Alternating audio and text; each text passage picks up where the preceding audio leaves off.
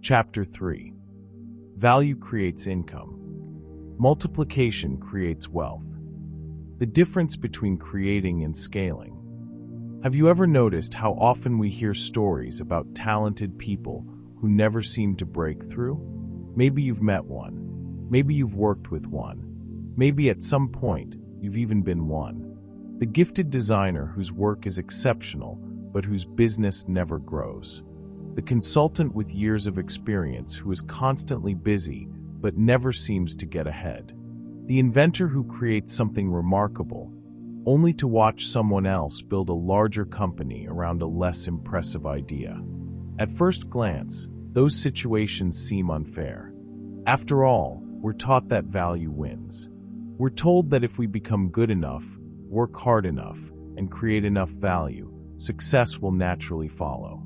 And there is certainly truth in that. Value matters. In fact, nothing meaningful can be built without it. But value alone is rarely enough.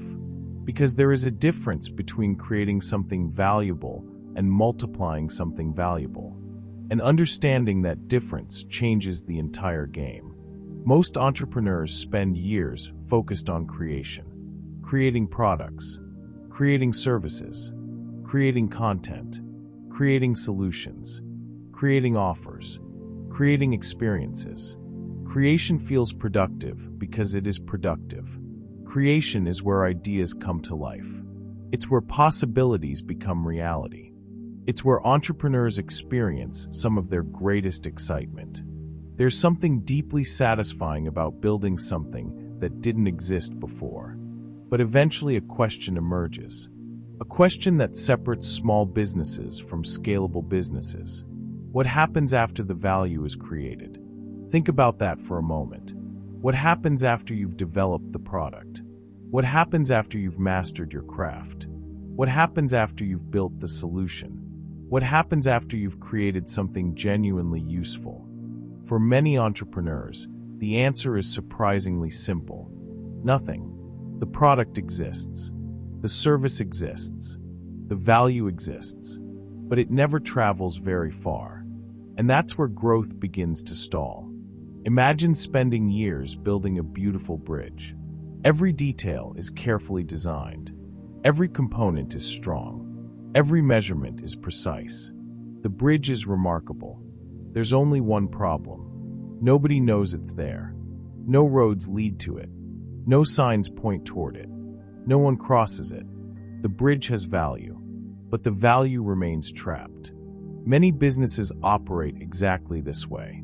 The entrepreneur creates something useful, something meaningful, something that genuinely helps people.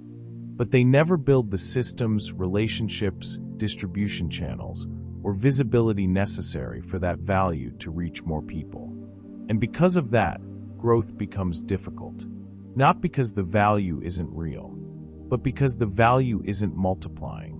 This is one of the greatest shifts an entrepreneur can make.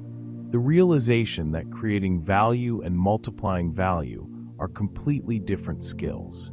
Creation is about building something. Multiplication is about helping that thing travel. Creation is about making an impact. Multiplication is about expanding that impact. Creation is about producing value. Multiplication is about increasing the reach of that value. And the entrepreneurs who build extraordinary businesses eventually learn to think beyond creation. They begin asking questions that most people never consider.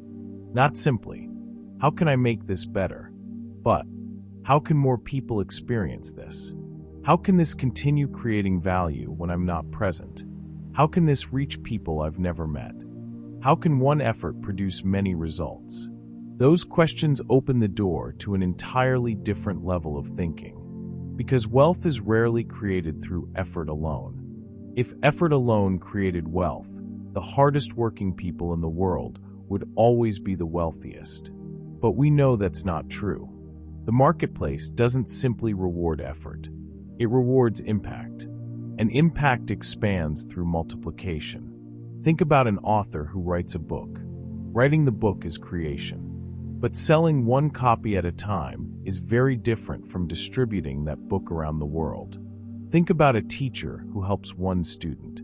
That's valuable. But creating a course that helps thousands of students creates a different level of impact. Think about an entrepreneur who personally serves every customer. That's admirable. But building systems that allow customers to be served consistently without constant involvement creates something entirely different. The value may be the same, but the reach is not. And reach changes everything. That's why some entrepreneurs remain trapped despite their talent. They're creating, but they're not multiplying. They're producing value, but they're not expanding its reach.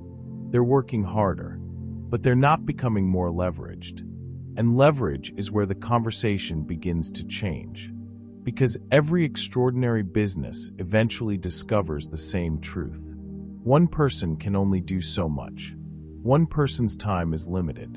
One person's energy is limited. One person's attention is limited. No matter how talented you are, there will always be a ceiling on what you can accomplish alone. Which leads to a powerful question. Have you been creating without multiplying?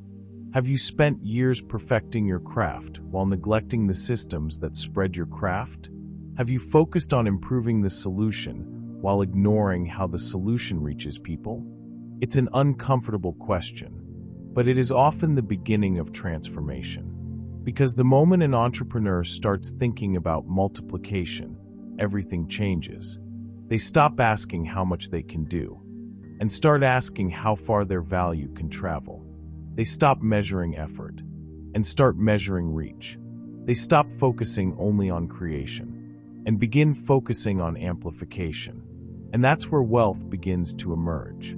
Because creation starts the journey, but multiplication changes the destination.